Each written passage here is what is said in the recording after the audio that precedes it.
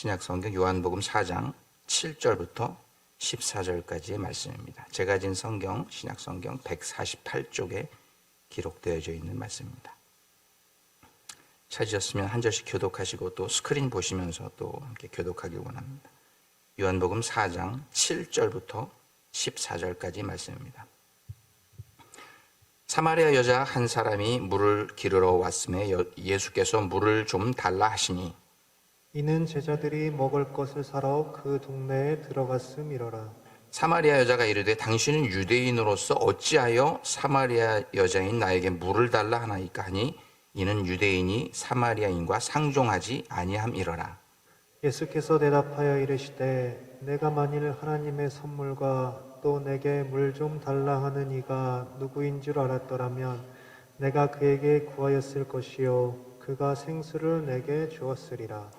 여자가 이르되 주여 물 기를 그릇도 없고 이 우물은 깊은데 어디서 당신이 그 생수를 얻겠사옵나이까. 우리 조상 야곱이 이 우물을 우리에게 주셨고 또 여기서 자기와 자기 아들들과 짐승이 다 마셨는데 당신이 야곱보다 더 크니이까. 예수께서 대답하여 이르시되 이 물을 마시는 자마다 다시 목마르려니와 내가 주는 물을 마시는 자는 영원히 목마르지 아니하리니 내가 주는 물은 그 속에서 영생하도록 솟아나는 샘물이 되리라. 아멘. 이것은 하나님의 말씀입니다. 함께 기도하겠습니다. 하나님, 이 시간 저희들 은혜 받으려고 주의 전에 나왔고 또 하나님의 음성 들으려고 주 앞에 고개를 숙였습니다. 이 시간 세상의 근심과 걱정 다 뒤로 하고 오직 말씀에 집중하게 하여 주옵소서. 하나님, 이 시간 남 의식하지 않고 하나님이 종의 입술을 통해서 나에게 주시는 하나님의 음성을 내 스스로 듣고 하나님의 음성을 깨달을 수 있도록 도와주옵소서. 옆에 사람 또 뒤에 사람 또 두고 온 모든 일들 생각하지 말게 하시고 이 시간 오직 하나님의 나의 심령 가운데 주시는 음성을 들을 수 있도록 주의 성령께서 도와주옵소서. 예수님의 이름으로 기도하옵나이다. 아멘.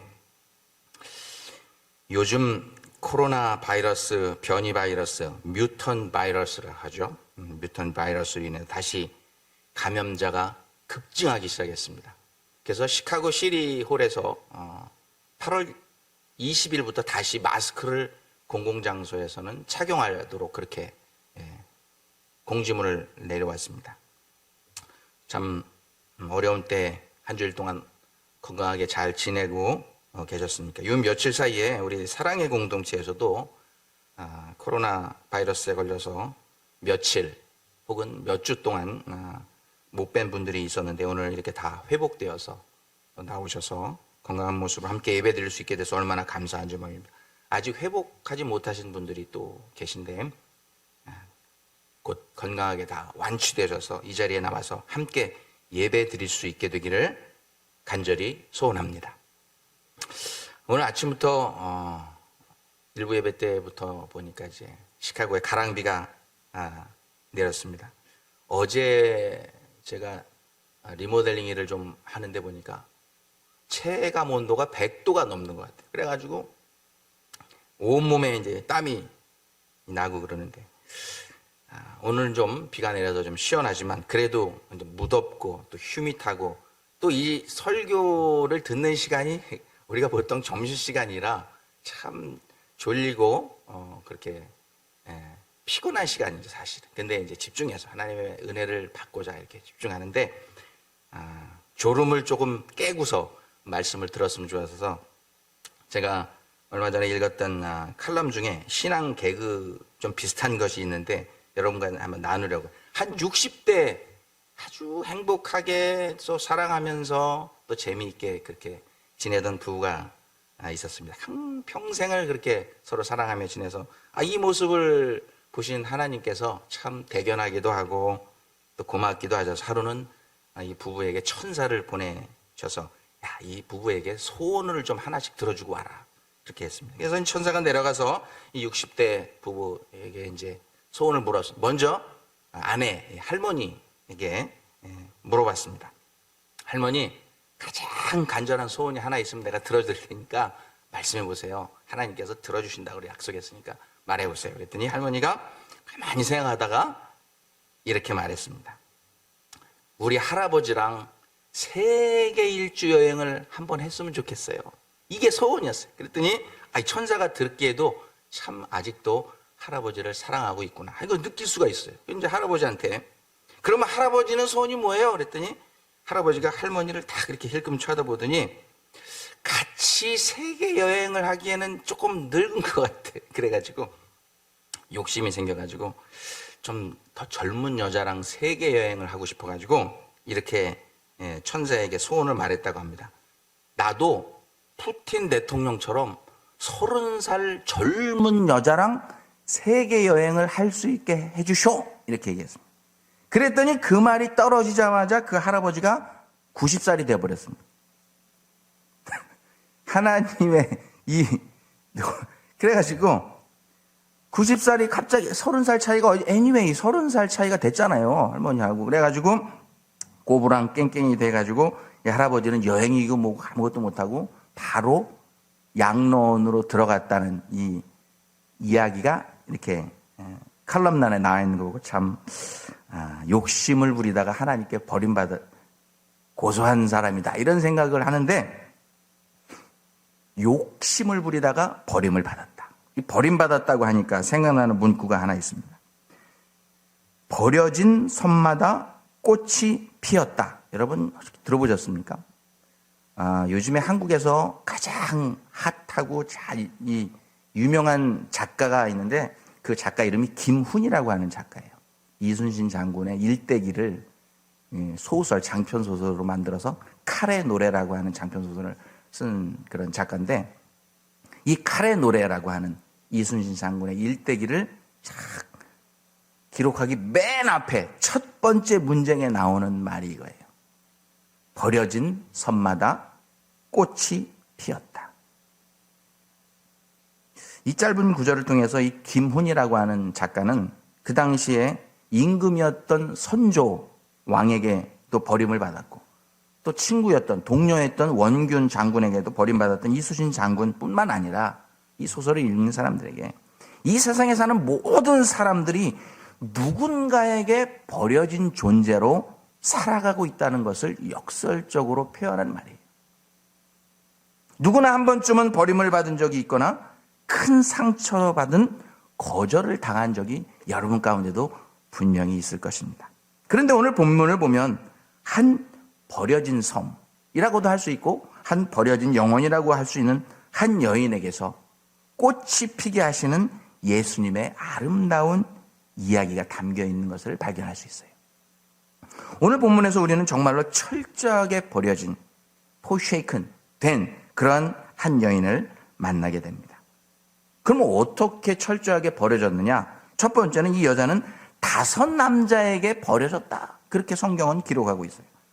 17절과 18절 보니까 여자가 대답하여 이르되 나는 남편이 없나이다. 예수께서 이르시되 내가 남편이 없다 하는 말이 옳도다. 너에게 남편이 5이 있었고 지금 있는 자도 내 남편이 아니니 내 말이 참되도다. 예수님께서 이 사마리아의 수가성 여인에게 하신 말씀입니다. 5명의 남편에게 버림을 받았어요. 지금 6번째 살고 있는 남자에게는 또 버림을 받게 될지 말지 아직 모르는데 하여튼 같이 살고 있어요. 그러나 이 여자는 또 버림을 받게 될 것이라고 생각하고 살아가고 있는 중일 것입니다. 둘째, 이 여자는 철저히 버려진 땅, 사마리아 땅에 살고 있었던 여인이라는 것입니다. 왜 사마리아 땅이 철저하게 버려진 땅이었느냐?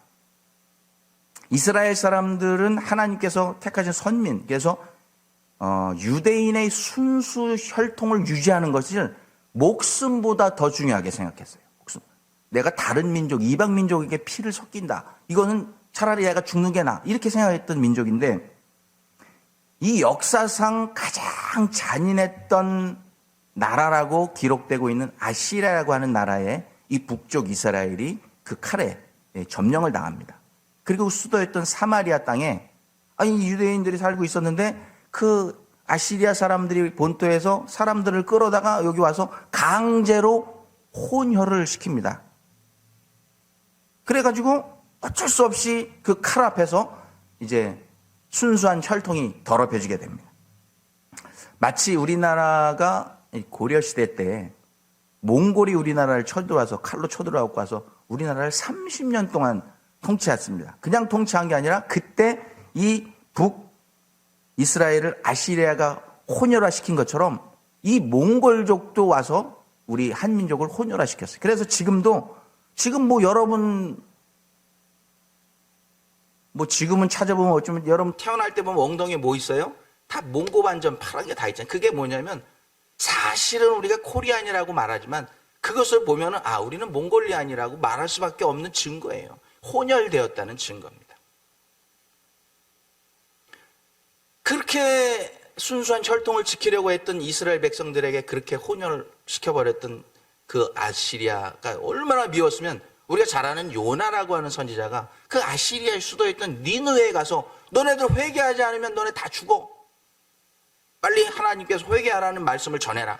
그러니까 얼마나 비기 싫었으면 거기 이 아시리아의 수도였던 니느웨로 안 가고 반대쪽인 다시스 쪽으로 도망가가지고 물고기 뱃속에 들어가는 사건이 그렇게 싫었던 거예요. 그렇게 혼혈시켰던 나라. 그런데 이 안타까운 동족의 아픔을 감싸주지 못하고 이 남유대 사람들은 북쪽 이스라엘 사람들이 혼혈화됐다고 개취급했어요. 개취급. 성경에 보면 개취급. 정말로 예루살렘 성전에 야 다른 나라와 이방인과 섞인 너네들 이제는 예배하러 못 와 하고 금지령을 내요. 아니 예배하러 못 온대. 거기는 순수한 혈통만 들어와서 예배할 수 있다고 말했던 거죠. 한순간에 버림받은 예배자들이 되어버렸고 한순간에 버림받은 땅 사마리아 땅이 되었다는 것입니다. 그런데 바로 예수님이 버림받은 땅 사마리아의 수가송 우물가에서 만나주신 이 여인은 5명의 남편에게도 버림을 받았고 예배자로서도 예배드리고 싶어도 예루살렘에 가서 예배드리지 못한 예배자로서도 버림을 받은 여인이었고 동족 이스라엘 사람들에게도 버림을 받은 사람이고 게다가 버림받은 사마리아 사람들에게도 또 버림을 받은 완전히 버림받은 비참한 삶을 살고 있었던 여인이라는 것입니다. 그런데 아이러니한 게 있어요. 뭐냐면 이 사마리아 사람들조차도 자신들이 하나님이 이방신을 섬기는 우리를 하나님께서 미워하셔서 우리를 아시리아라고 하는 그 도구를 쳐서 우리를 치시고 우리에게 종이 되게 하고 개취급 당하게 한 거야. 우리는 이 벌을 받아도 마땅히 하고 스스로 인정하면서 살고 있었다는 것이에요. 참 특이하죠. 그 사실을 이 사마리아 여인과 예수님의 대화 가운데서도 우리는 발견할 수 있어요. 요한복음 4장 9절에 이렇게 나오죠. 사마리아 여자가 이르되 당신은 유대인으로서 어찌하여 사마리아 여자인 나에게 물을 달라 하나이까? 아니 이는 유대인이 사마리아인과 상종하지 아니함이러라. 상종하지 아니함. 스스로 우리하고 상종 안 해도 우리는 이렇게 생각하고 있었다는 것입니다. 또 한 가지 셋째로 이 여인은 어떤 버림을 받았느냐? 사마리아 사람들에게도 조차 버림을 받았어요. 오늘 성경에 보면 이 여자가 물을 뜨러 온 시간을 6시에 물을 떠러 왔다. 그러니까 그것은 이제 이스라엘식의 시간 계산 방법입니다. 이스라엘 사람들은 아침 해가 6시에 뜨면 6시가 0시예요. 그러면 이스라엘 사람들이 6시라고 하면 몇 시예요? 12시죠. 정오에 물 들어. 어저께 일하는데 제가 아까 온몸이 땀 범벅됐다. 아무것도 하기 싫어요. 더워 죽겠는데 정오에. 근데 이 여자는 남들이 아무것도 하기 싫고 거기 가기 싫은 땡볕에 그 우물에 물을 기르러 왔다고 하는 것입니다. 왜 그때 왔을까요? 여러분 잘 아시잖아요. 창피해서, 남부끄러워서, 사람들을 만나기 싫어서, 눈에 띄지 않으려고. 5명의 남편으로 버림을 받았다는 이야기 속에는 참 별의별 이야기를 우리가 다 상상해 볼 수 있어요. 이 여인 때문에 멀쩡했던 가정이 파괴될 수도 있어요. 이 여자 때문에 멀쩡했던 가정이 파괴될 수 있어요. 둘이 결혼하기 위해서 이혼했을 거 아니에요. 멀쩡하던 가정. 우리나라 말로 하면은 저 남편 잡아먹는 여자, 그거를 보니까 환양년이라고, 또 환양녀, 혹은 환양 뭐 이렇게 써놨더라. 그런 별명을 얻고 살아갔던 여인이었습니다. 게다가 지금 같이 살고 있는 남편도 남편이 아니에요. 6번째 남자인데 당연히 그 당시에 율법으로 보면 돌에 맞아 죽었어야 되는데 아니 뭐 예뻐서 그랬는지 무슨 이유가 있는지 모르지만 지금 사는 남자가 좀 권력이 있는지 뭐 이렇게 힘을 좀 쓰고 돈을 써서 아이 돌에 쳐서 죽여보면 뭐하냐 그냥 내가 그냥 그 벌금 내고 내가 데리고 살게 그렇게 했을지도 모릅니다. 어쨌든 죽지 못해서 살아가고 있는 여인이 이 수가성 여인이었습니다. 이 5명의 남편이 누구냐라고 하는 해석에 대해서는 참 분분합니다. 성경에 나오지 않기 때문에 뭐 정확한 답은 없지만 여러 가지 제가 연구하고 제가 묵상하면서 여러분과 나누고 싶은 건 뭐냐면 이 여자, 이 사마리아 여인은요 정말로 아무도 거들떠 보지 않는 한마디로 표현하면 한 마리의 상처받은 버려진 개라는 것입니다. 뭐 개라고 하면 너무 표현이 뭐 너무 지나치지 않습니까? 할 수 있지만 이스라엘 사람들이 당시에 이 사마리아 사람들을 가다가 보잖아요. 그러면 아유 저 개 저리 가 하고 안 가면은 자기네가 돌아서 갔어요. 개 취급을 했어요. 이와 같이 철저히 버려진 땅에서 철저히 버려진 삶을 살고 있었던 이 여인은 이 여인을 만나주시기 위해서 예수님께서 일부러 사마리아로 들어가셨습니다. 그리고 마침내 그 여인과 만나주셨어요. 그리고 대화가 시작. 제자들은 다 마을로 음식을 사러 보냈습니다. 예수님 혼자 그 땡볕 아래서 피곤한 몸을 이끌고 앉아있는데 이제 기다리고 있던 이 여인이 예수님께 나와서 대화가 시작됩니다. 대화를 다 하면 시간이 많이 걸리니까 대화가 주요 내용이 뭐예요? 내가 목마르니까 물을 좀 달라. 예수님께서 이 여인에게 물어봤습니다. 그러니까 이 여인이 뭐라고 당신은 유대인이고 나는 사마리아인인데 그것도 여잔데 왜 나에게 말을 거십니까? 왜 나에게 물을 달라고 하십니까? 참 이상한 양반이십니다. 조금 좀 안 맞아요 대화가. 또 내가 너를 영원히 목마르지 않게 하는 생명수를 주리라 이렇게 또 예수님이 얘기하니까 아니 지금 나한테 물을 좀 달라면서 뭘 또 당신이 나한테 준다고 합니까? 아니 이 우물에서 야곱도 그의 자식들도 다 매일매일 물 먹고 살다가 죽을 때까지 이 물을 마시고 살았는데 아니 당신이 야곱보다 크니까? 아니 한 번에 딱 목마르지 않게 해준다니까. 야곱도 계속 마셨는데 당신이 뭔데 그런 목마르지 않는 물을 준다고 하십니까? 당신이 야곱보다 크시니까? 이렇게 물어보면 이것도 좀 뭐가 안 맞습니다. 그리고 내가 내게 줄 선물이 뭔지 그리고 지금 내 앞에 있는 내가 누군지 네가 알면은 네가 나에게 생명수를 영원히 목마르지 않는 생명수를 달라고 요청할 것이다.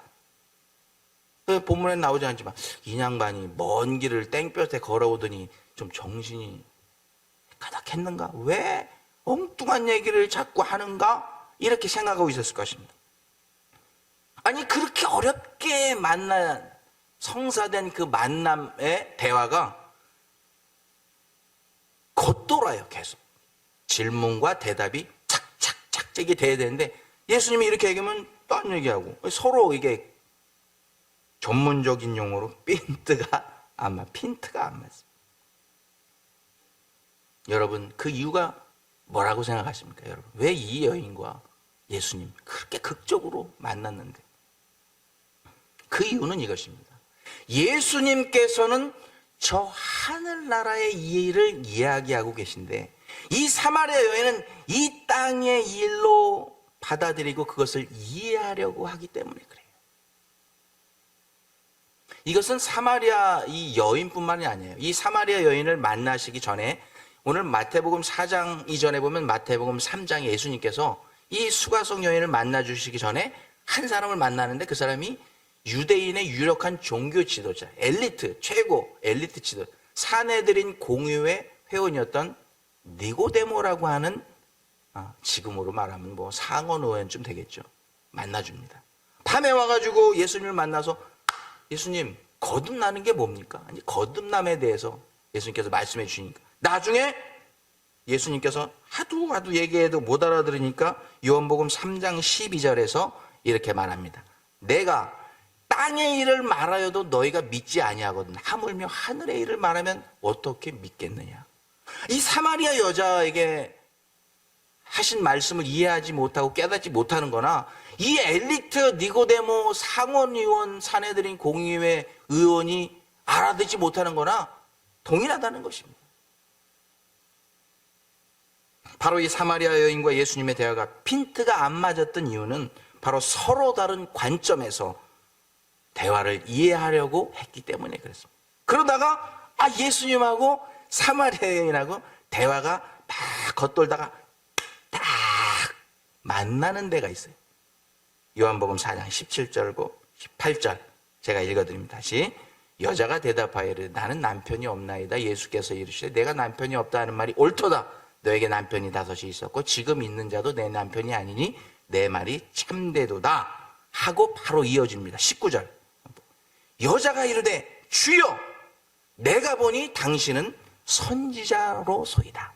서로 이게 안 맞다가 딱 예수님께서 이 여자가 얘기도 안 했는데 5명의 남편이 있었는데 네가 없는 게 맞다. 지금 있는 사람은 남편도 아니고 다른 유부남이니까 네 말이 참되도다 하니까 이 여자가 그냥 깜짝 놀랐어. 자기보다 자기 형편과 처지를 더 잘 아는 이 사마리아 여인이 그 예수님의 말씀을 듣고 주여 내가 보니 당신은 선지자이로소이다. 이게 서로 이제 대화가 딱 여기서 맞는 거예요. 여러분 잘 들어보세요. 이게 너무 중요합니다. 여러분 혹시 여러분이 이렇게 세상을 살다가 여기 시카고에는 이제 그런 데가 별로 없죠. 근데 한국은 점집이 그렇게 많답니다. 점집. 그래서 여기 미국에 살던 사람들이 한국에 가면 점 보고 온대요. 용하다는 점쟁이 돈을 막 100만 원씩 200만 원씩 내요. 미래의 일을 물어보기 위해서. 그럼 여러분 오늘 이 여자는 예수님을 선지자라고 이제 고백했지만 우리가 이제 세상적으로 말하면 세상 사람들이 나의 형편과 처지를 나보다 더 잘 알아. 나 얘기도 안 하는데 예수님이 어떻게 아셨지? 한 것처럼 내가 얘기도 안 했는데 이 점쟁이가 용하다는 점쟁이가 내 형편과 처지를 다 딱 맞추면은 여러분 뭘 물어보시겠어요, 여러분? 여러분이 만약에 그런 가시지 않겠지만 예를 들어서 참 용하다. 그리고 뭘 물어보시겠어요, 여러분은? 미래의 일을 물어보실 거 아니에요, 미래의 일. 내가 어떻게 지난주 내내 이 일리노이 전체 탑 토픽이 뭐였어요? 미국 역사상 2번째로 많은 복권이 우리 데스플레인, 마운 프로스펙트 바로 옆에 동네인 데스플레인에서 당첨됐잖아요. 지난주에. 한국 돈으로 2조 원에 가깝대, 2조. 하여튼 계산이 안 되더라고, 2조. 계산해 보니까 매일 100만 불씩 써고 죽어도 못 쓰고 죽는데요. 네. 그래서 이제 김용태 장로님하고 김혜옥 전사님이 또 딸내 있는 라스베가스 들렸다가 휴가로 또 알라스카 다녔다 오신다고 공항에 데려다 주는데 공항 가기 전에 딱 여기 있더라고요. 시카고 방송국이라는 방송국은 다 와서 막 취재하는데 막 그 주인이 신났어. 아직 안 나타났잖아요, 누군지. 아직 안 나타났어요.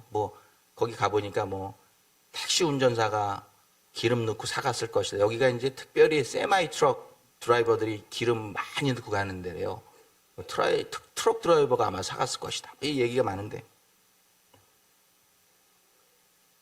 이 주유소 주인이 상금으로 1%를 받는데 200만 불을 받는 200만. 그냥 이게 복권 하나 팔았는데 200만 불을 상금으로 받 200만 불.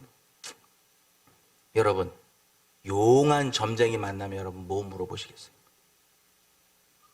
다음 주에 메가밀리언 추첨한대. 그 번호 좀 알려줘. 여러분 그러지 않겠어요? 이 진짜 용한 점쟁이. 이런 말이 있습니다. 그 사람이 하는 질문이 그 사람을 결정한다. 이 사람이 질문할 때 가장 관심사 있는 게 질문할 거 아니야. 그러면 그 사람이 어떤 사람인지 이 질문에 대해 다 나타난다는 것입니다. 그런데 이 사마리아 여인은 자신의 모든 형편과 처지를 자기보다도 더 잘 알고 계셔서 예수님을 만나서 선지자인 것을 고백합니다. 그리스도이라고 고백합니다. 이 놀라운 사실을 깨닫고 가장 먼저 이 사마리아 여인이 무엇을 예수님께 질문합니까? 이게 이 여자의 아이덴티티예요. 요한복음 4장 20절에 보니까 이렇게 기록하고 있습니다. 우리 조상들은 이 산에서 예배하였는데 당신들의 말은 예배할 곳이 예루살렘에 있다 하더이다. 아니, 내가 앞으로 잘 될까요? 아니, 지금 내가 살고 있는 이 6번째 남자가 이제 my last love가 될까요? 이거 물어볼 수 있어요. 내 인생이 어떻게 될까요? 내 자녀들은 어떻게 될까요? 내 건강은 어떻게 될까요? 이런 미래, 이 세상에서 잘 먹고 잘 살게 해주는 그런 미래에 대한 얘기를 우리 물어볼 수 있어요. 그런데 이 여인은 무엇을 물어봤느냐? 예배에 대해서 물어봤다는 거야, 예배에 대해서. 참 놀랍지 않습니까? 여러분, 모든 삶 가운데, 사람 가운데, 형편 가운데 버려졌던 여인이 가장 관심을 가지고 있었던 것이 무엇이냐? 하나님을 예배하는 것이었다는 거예요. 하나님을 예배하는 것.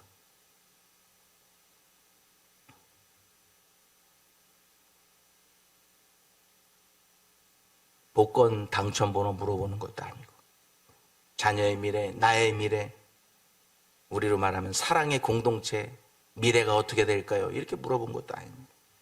우리는 과연 교회가 부흥을 할까요? 이렇게 물어본 것. 바로 예배에 관한 질문을 가장 먼저 예수님께 드렸다고 하는 것은 이 여인의 마음속에, 이 여인의 심령의 이 잔 속에 늘 공허하게 비어있던 것이 이 예배였다는 것입니다. 당신들은 예루살렘에 가서 예배 드려야 하나님이 그 예배를 받으신다고 했는데, 우리는 못 가게 해서 그냥 여기 그리심산에다가 우리끼리 예배당을 줘갖고 여기서 예배 드리는데, 아무리 생각해도 나는 그 예배는 하나님이 안 받으실 것 같아요. 이 마음이 공허합니다. 이런 표현 아닙니까? 그런데 예수님께서 이 사마리아 여인의 가장 인생의 관심사가 되는 예배에 대해서 질문했을 때 보석과 같은 말씀을 해주시고 계시는 것을 볼 수 있어요. 4장 21절로 24절, 우리 아주 작으니까 그냥 제가 읽어드려야 되겠네. 예수께서 이르시되 여자여 내 말을 믿으라. 이 산에서도 말고 예루살렘에서도 말고 너희가 아버지께 예배할 때가 이리라.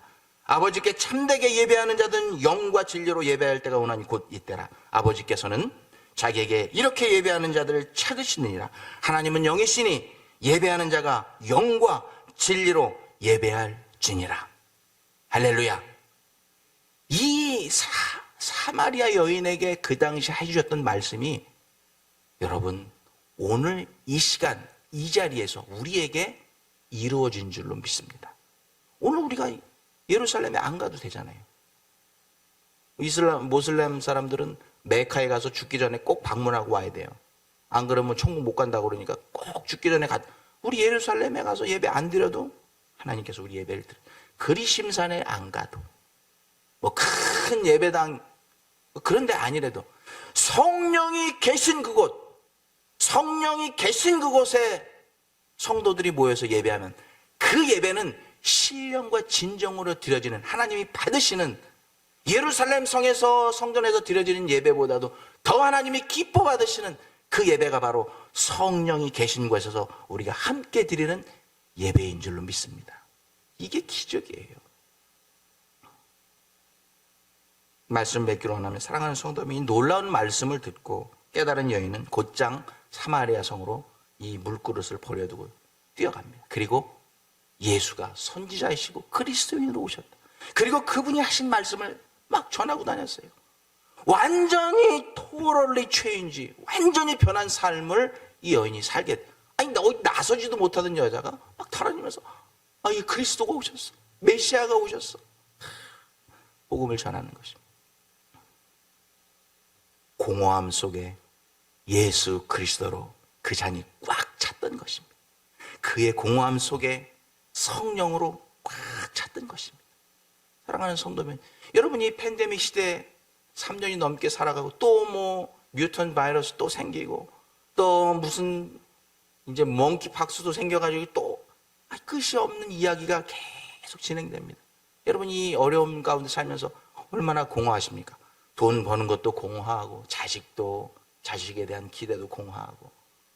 사랑하는 성도 여러분, 여러분 오늘 본문에 5명의 남편이 나오는데, 사실은 이 5명의 남편은 우리가 이 세상을 살면서 하나님보다 더 의지하고 붙들고 매달리는 그 어떤 존재를 의미한다는 것을 아세요?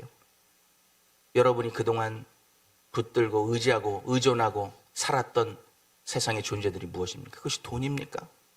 부, 명예, 권세, 자녀, 여러분의 사업장, 그리고 마지막은 이런 거 다 없어도 나 그냥 건강하게만 하면, 지금 건강하게 사는데, 지금 건강하게 사시는데 이게 6번째 남편이 될 수도 있어요.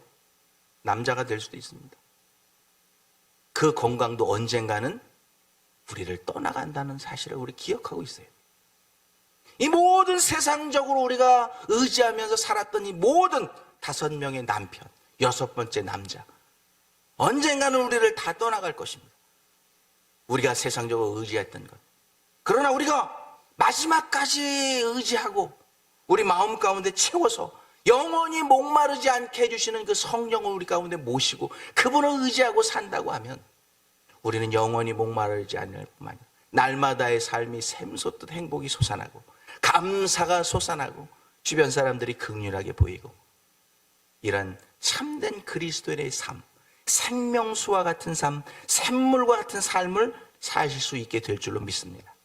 여러분의 이 심령의 잔을 그리스도로, 예수로, 성령으로 채우실 수 있는 이런 팬데믹 기간이 되실 수 있기를 우리 주 예수 그리스도 이름으로 축원합니다. 기도하겠습니다. 하나님, 우리가 참으로 공허한, 허무한 삶을 살아가고 있습니다. 언제 바이러스를 통해서 감염될지 모르고, 언제 어떤 질병에 걸려 죽게 될지 모르는 이 참 안타까운 사정 가운데 끝없는 영적인 전쟁을 하고 있습니다. 하나님, 우리에게 오늘 주신 말씀을 통해서 우리가 그동안 믿고 의지하고 따르고 붙들었던 5명의 남편과 또 다른 남자가 누구인지 영적으로 깨닫게 해주시니 감사합니다. 하나님, 이제 세상 의지하지 말게 하시고 믿음의 주요 온전케 하시는 예수만 바라보고 예수만 붙들고 예수만 따라가는 우리의 삶이 되게 하여 주옵소서. 예수님의 이름으로 기도하옵나이다. 아멘.